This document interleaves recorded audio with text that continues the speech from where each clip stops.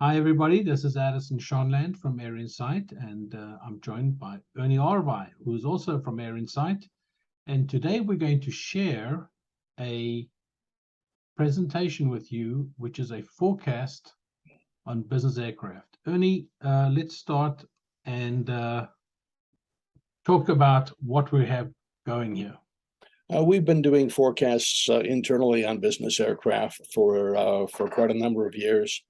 And this year we've decided to formalize it for our subscribers and provide them an opportunity to get some of our thoughts as to where the industry is headed and the trends that we see moving in the future. So with that, why don't we share some of our thoughts? Okay, so here's a disclaimer for everybody just to take a quick scan of. Well, actually, we're cautiously optimistic. This is a summary of our slides. We're projecting over the 10-year period from 2023 to 2032, 7,841 business jets to be delivered, compared to 6,993 we had in the period from 2012 to 2021. So it's an increase of 12.1 over the last decade, where we have full results. Currently, we see market growth post-pandemic being strong. The current book-to-build ratios for all of the manufacturers are strong. It's basically a seller's market. The used aircraft inventory has dropped dramatically during the pandemic as people move toward business aviation. That's beginning to weaken us a slight bit, as we've seen a slight uptick in inventory, but it's still very much a seller's market. And we're forecasting, as a result, a short-term increase in business jet sales over the next couple of years. But we see some warning signs ahead and stagnation toward the end of the decade. So we don't see growth coming back to the halcyon days of 2007, 2008, when the industry was delivering over 1,000 business jets a year. Just not going to happen in our forecast. We do see a fair number of storm clouds on the horizon for the industry. One is short-term supply issues impacting the next couple of years as we try to deliver all these airplanes that are on order. And the supply chain is still problematic. We're still seeing shortages of key materials in the post-pandemic environment. And while things are getting better, they're getting better slower than we had hoped. The economic outlook is weakening a bit. We've got high inflation. We've got rising interest rates as a result, with the Fed likely to raise rates again in the near future. Compounded by energy uncertainty from the Russia-Ukrainian war, we project a very mild recession, and they tend to be shorter these days in the 2023 to 2026 period.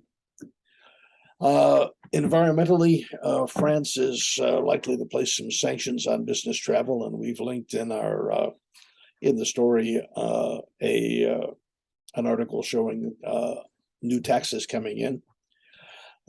And we think it's unlikely that we'll see supersonic business jets, just given the environmental concerns and the high fuel costs to get something to go that fast. We don't yet have a breakthrough or a nuclear airplane. Or an engine, for that matter. Or an engine, exactly. Our forecast is relatively stable over the next decade. We're sort of flat. We've got a near-term recovery, and then we level off and drop a bit as we get toward the end of the decade. The mix of jets is changing, and there are a lot more models coming in at the intercontinental market. Bombardier has for the 5,500, 6,500, 7,500, and 8,000. Gulfstream has the 400, 500, 600, 700, and 800. And Dassault is bringing in the 10X with some unique characteristics that will cut into that competition. So we're seeing a lot of growth in and investment in that part of the market, which will probably be the last part of the business jet market to electrify, as we're going to see that start with smaller airplanes to larger airplanes, because it's more difficult at this point with the battery technology to have a a long-range airplane. One of the things that's different with electric airplanes than conventionally powered airplanes is that the weight of the fuel decreases in a conventional airplane as you go over distance. With an electric airplane, batteries weigh the same, so it's not going to provide any advantages as you go longer distance, and that puts for some different engineering characteristics when you look at these airplanes. So we don't see electrification yet for the 8,000 nautical mile market. How about a hybrid, Ernie? Hybrid is always possible, and some of these airplanes could have an APU that's actually running and generating power for electric motors. So a hybrid could work, but to get 8,000 miles, you're going to need to be running that generator quite heavily over that period. And do we lose too much in that mix is the question. Right. Are we as efficient, running a small turbine to produce electricity as we are running large turbines to move an airplane? And that's going to depend on how well the engineers can develop a hybrid solution that really works. We're just at the early stages. Battery technology is certainly changing. And today we're at probably 250 kilowatts per kilogram. We've seen some promising reports and some companies that claim that in their research they've developed batteries that can reach 900 kilowatts per kilogram. But it's going to take them quite some time to get those from the laboratory and hand-built pouches into mass production cells that will get us to where we need to be. And while that's promising, it's still years away. So we're looking at another decade before that technology enables that. And that is going to, and there are risks in terms of getting that done. So you can't design an airplane around a new battery that hasn't been proven yet. So we've got to prove those batteries before we design airplanes around them. And since it takes another 6 to 8 years to develop an airplane, it's outside of this current forecast period. We're looking at probably 2030, 38 before we can get one of these programs done with fully done with the highest potential new technology batteries, because it's going to take them a decade to get that battery into shape. If we look at where what market segments we have in the forecast, the airliners, the Airbus corporate jets, and Boeing business jets are still a small niche. Large aircraft, large and intercontinental aircraft have been strong, and we show more than 2,000 airplanes in that category over the next decade.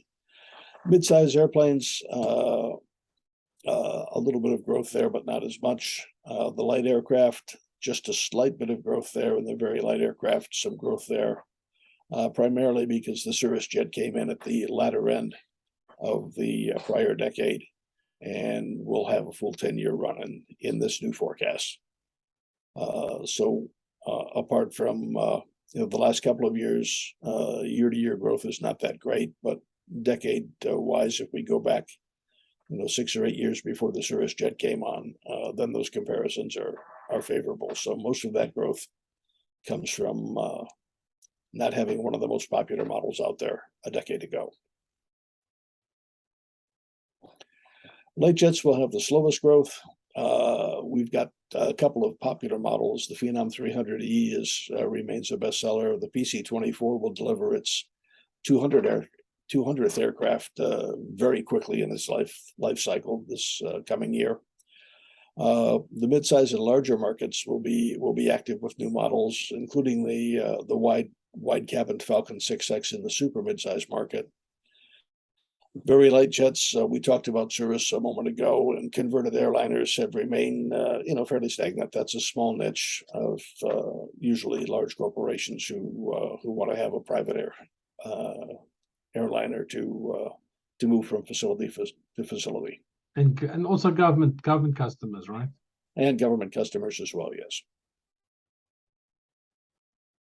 Next slide. Mid-size jets are continuing their moderate growth. Several of the mid-size models are older and will require really refreshing over the next decade. We think the Challenger 650 is one that's overdue at Bombardier, and that one's likely to be refreshed. New technology is entering from the bottom up as we spoke, and top down. Hydrogen will come in with the larger airplanes. Battery technology will come with the smaller airplanes, and the mid-size market may be that last market to be converted, as the smaller aircraft offer the lower capabilities needed with today's battery that meet today's batteries better. And the hydrogen technologies are well suited to airliners and larger aircraft. So we may or may not see that happen with the mid-size aircraft. The top end of the market is really competitive. We talked about all the models in there, and we've got these ultra long range models now pushing 8,000 nautical miles in range. The Global 8000, the Gulfstream 800. And the Falcon 10X will be 7,500 miles in its initial implementation, and there may be an opportunity for them to increase range as well. New engine technology provides better efficiency, and the longer and wider cabins are really differentiating the new models from previous models, and that tends to generate sales. Next one. There we go. If we look at the deliveries by year, by category, you can see that we're moving up slightly in terms of deliveries. 2023, 4, 5, and then we start to tail off as we get to the 2029 to 2032 range, as environmental concerns come into play, and manufacturers are not quite ready with the all new environmentally more friendly models that we're going to need to have later in the next decade. Our overall forecast is relatively flat. I've gone back to 2006 here and showed that we delivered 800 business jets, then 1,100 and 1,300, and then fell back to earth. It's been a roller coaster since. We dropped during the pandemic, and we see the rise coming back to just over 800 for a few years here, and then tailing off again as we come to the end of our forecast. By manufacturer and market share, in the business jet market, Cessna with Textron will have the highest number of aircraft delivered, followed by Gulfstream and Bombardier. In terms of billings, Gulfstream and Bombardier, with their much higher priced aircraft, will dwarf Cessna, who will be in third place. And the remainder have their own market niche positions.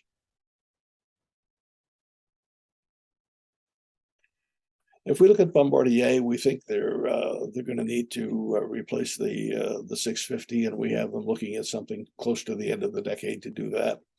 The Learjets are gone. The Challenger 3500 was recently refreshed, and we think that by the end of the forecast period, we may need a replacement for that mid-size model as well. The Globals are quite strong, and we see a production ramp up of the Globals, and continued strength there as we go through the remainder of the forecast period. Next. For Cessna, we think we're going to see a new light to medium model introduced close to the end of the forecast period, to try and capture some of the environmental benefits and technology benefits that are coming. Is there an all new design needed? The Citation series has been around since the 1970s. It's continuing to age, and a new design might be just what the doctor ordered in the 2030s. The question is, do we wait for the environmental technologies to catch up, or do we innovate to have a first mover advantage and have things modularized to swap out batteries with new technology as they get better and better? That's something to look at. Will Cessna move up the food chain to the midsize, to larger aircraft in the midsize? They do make a couple of midsize models, or will they maintain their niche for light jets? And we think they're going to maintain their niche for light jets. Next. Dassault has two new models coming in. They haven't refreshed their product line in some time. The 7X and 8X have been out there and moderately successful, but Dassault was far off its old days when the 900 and 2000 were among the best-selling aircraft, and it had and it was competing at the high end with Gulfstream and Bombardier. They've decided to change the game with cabin width, and the Falcon 6X and 10X will have the widest cabins in their classes while offering comparable performance. So they've got what we think is a winning combination and unique market positioning. We think both will be successful, and Dassault will be the biggest gainer in market share over the forecast period. Embraer has strong momentum from the success of its Phenom models, which is and of course its Praetor model has been successful as well. They've got a good record of bringing in new programs on time and on budget. We think there'll be an upgraded Phenom model or something in the midsize range in the 20 coming up shortly. But could we expect a corporate version of the E2 jets to replace the Lineage 100 and get back into that market? The E2 jets are beginning to pick up in demand, and there's always the opportunity to provide a corporate version of that model. The planned merger with Boeing sort of took a lot of the wind out of Embraer's sails, and they've been recovering, restructuring, and as a corporation recovering ever since. And we think they're finally getting back into a much better position. Their Eve unit in urban aviation is doing well. The E2 jets are finally beginning to sell better, and that may provide some of the cash flow needed to start some new projects in business aviation as well. Gulfstream has a complete fleet of new models that they've been introducing over the last 5 years and over the next couple of years to come. The G500 and G600 were all new models. The G700 is replacing the 650ER, and the G800 is offering an 8,000 nautical mile range, with a new model, the G400, using the large cabin to provide an intermediate or really a transatlantic range kind of airplane that is effective for those commuting between Europe and the U.S. So they've got a full panoply of airplanes at range that are in the large cabin. Will they build a new mid-sized business aircraft to replace the 280 or focus on the large cabin? We don't see a replacement of the 280 in the near term. And with Dassault back in the game, it's now a 3-horse race at the top rather than simply Gulfstream versus Bombardier. And Dassault is going to compete on the basis of cabin comfort. Next. Cirrus, Honda, and Pilatus each have market niche aircraft. The Cirrus SF-50, which came into being the mid-range of the last forecast, has been selling quite well, and we think it will continue. It's a natural upgrade for the Cirrus pilots who are operating the high-performance single SR-22s. It's the lowest, slowest, and least expensive jet in the market, definitely aimed at the owner-flown market, but has the auto land and parachute systems and is very well positioned. Honda is rumored to be announcing a new jet at NBAA on a week from today, early next week on Monday, and the Elite 2, I think, will be the offering from Honda. So they're having an upgrade of their airplane, which is continuing to be successful. And the Pilatus PC-24 has been a very successful airplane, and we think it will continue that success. For the airliners, Airbus and Boeing, our forecasts are for continued niche market performance.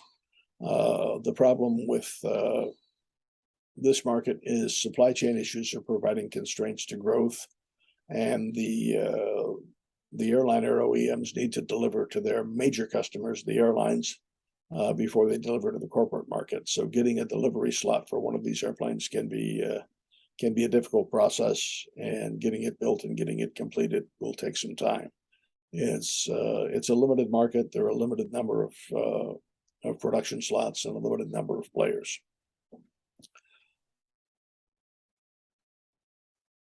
We've also taken a look at the turboprop market, and we break this into 5 segments: the single-engine business aircraft, single-engine utility aircraft, multi-engine business, and multi-engine utility, as well as agricultural sprayers. And we project 6103 turboprops during the 10-year period from 2023 to 2032, compared with 5615 over that last full decade. The mix is changing. Single-engine turboprops have been growing rapidly, while multi-engine turboprops are declining. And we don't see new multi-engine turboprops coming into the market. The Beech King Air has been the mainstay of that category, and it continues to be. And the King Air 90 has been dropped from the lineup, so we're down to 2 models instead of 3 in that. The Piaggio 180 is struggling as a niche player to gain any traction, and has been delivering only a handful of airplanes each year after some initial success. But their success may depend on maintenance and having a better support network that currently isn't in place. So we're not optimistic about Pilatus. So the multi-engine category is shrinking.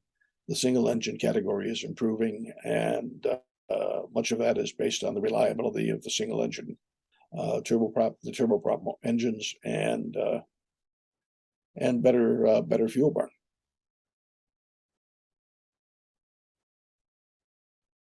Next.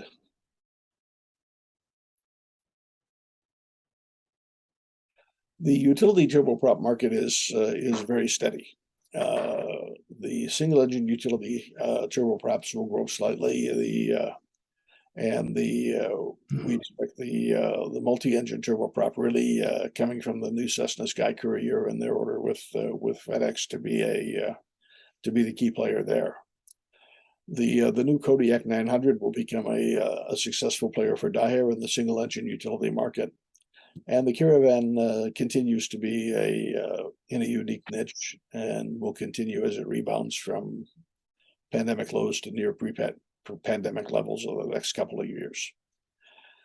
This is a category that could see electric competition before 2035, and it's also a market in which companies are looking at conversions of existing Cessna Caravans to electric motors. There's one flying in Vancouver with the regional water taxi service there, and it could be one of the airplanes that's first to be converted. The question then is, will Cessna, who have acquired Pipistrel, do something from the factory, or will they leave that to the conversion market? That is yet to come, but we think the airplane will be very successful. Here's a comparison of our history of these markets, and we have the agricultural aircraft market showing some good strong growth. Multi-engine utility turboprops really didn't exist before the delivery of the first Sky Couriers, and will grow substantially, but it's still a very small market. Utilities, single-engine turboprops were showing a slight decrease, but close to flat in that market. Multi-engine turboprops were dropping to about half of the prior level, and that's as the King Air loses some steam near the end of the decade. but that's made up with the business single engine turboprops growing substantially as well. So the difference is here. The difference here is made up by the difference here. If we look at the two deliveries by category, we've got them listed here. Agriculture, single engine business. The multi-engine utility is a small market. The multi-engine business is a small market.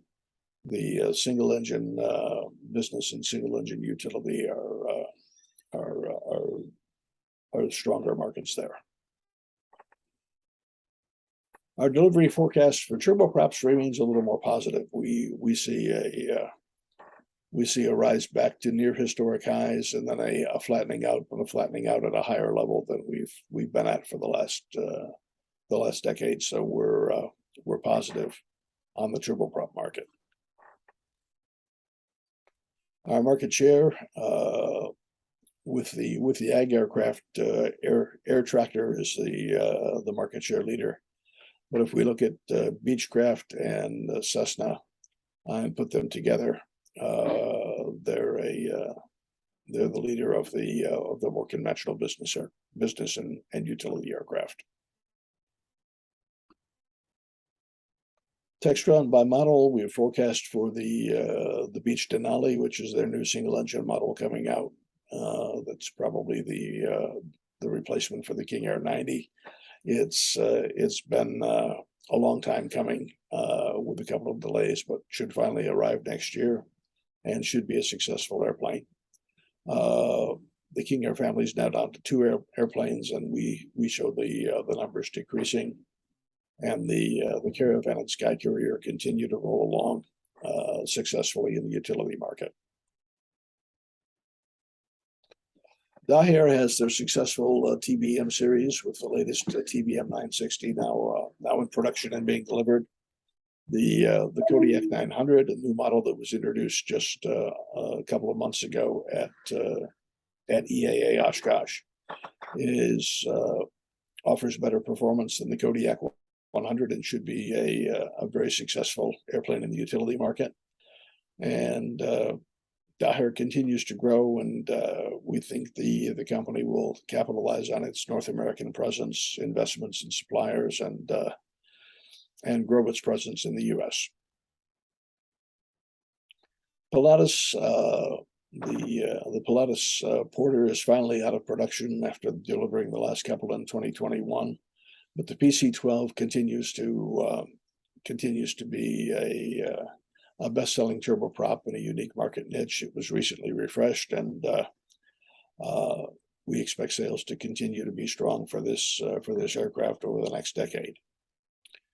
Pilatus is quite adept at filling unique roles, unique market niches, and having unique capabilities for its airplane, as it has with the PC-24 that offers rough field capabilities, and the PC-12 and PC-24 are both well positioned for the future in niche markets that really have weaker competition. Piper should continue steady sales, and Piper is typically the owner-flown turboprops with the M-series models at the top of the market as people climb up the Piper product line with increased performance from the entry-level training Warriors all the way up through the Saratogas and Malibus, and then M-series models. They've been producing about 3 to 4 a month in recent years, and we think they'll continue to be producing at that level. We don't foresee a larger turboprop model because they're focused on the training and owner-flown markets and their core business. Epic looks for continued growth, and Epic is slowly expanding its market and has some unique performance advantages and speed. It's a very sleek and flowing design, beautiful looking aircraft. Their longer-term success may be dependent on building a more extensive sales and service network, and they're making moves in that regard. We think a slow growth in sales is likely for them over the next decade. Piaggio just hasn't found traction with its P180 Avanti. It's a pusher turboprop with a canard at the front end, so it's an unusual looking design. It can get 400 knots with turboprop economics, so it's got jet speeds with turboprop economics, which is great. But reliability, service, and support have remained challenges that have constrained sales, and this program is sort of hanging on for dear life right now, and it may continue as long as funding goes. The ag aircraft market is showing good growth, and air thrush and air tractor have a strong market with increasingly turbine-powered offerings. I think they're all turbines these days, and it's got strong growth. Each has introduced now a firefighting capability aircraft for leading into fire suppression. They've even got some float versions with that can scoop water. So that's another niche for these aircraft, which are accustomed to flying very low with very high performance engines to get up quickly and spray fields and take care of low altitude operations. So they're perfect for leading the bigger fire bombers in and providing some unique water bombing in tough conditions where you're flying through hills and valleys. So there's an interesting niche there in fire suppression as well. Well, the bottom line, we foresee a short period of increased demand, followed by a period of flat, where business aircraft become environmental pariahs. France has already started that process. The result, flatter deliveries, turboprops less impacted, but and still growing a bit, but still difficult. One of the questions we have is whether we'll see some consolidation at the players. We've got Textron and Embraer playing well at the small end of the market, but not at the large.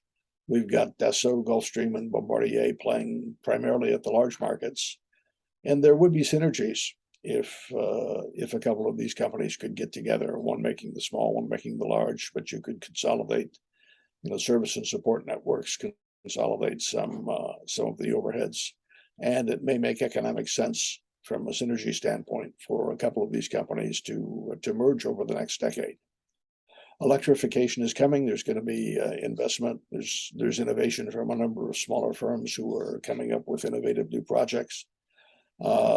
And those will become acquisition targets for the existing larger players as they develop and reduce risk.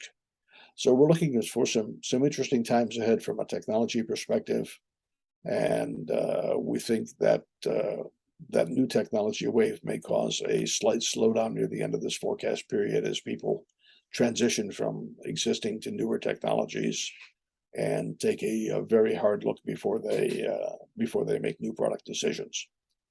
So it's going to be an interesting period, an interesting decade, and that's our internal forecast, which we're now sharing with our subscribers. So thanks for listening.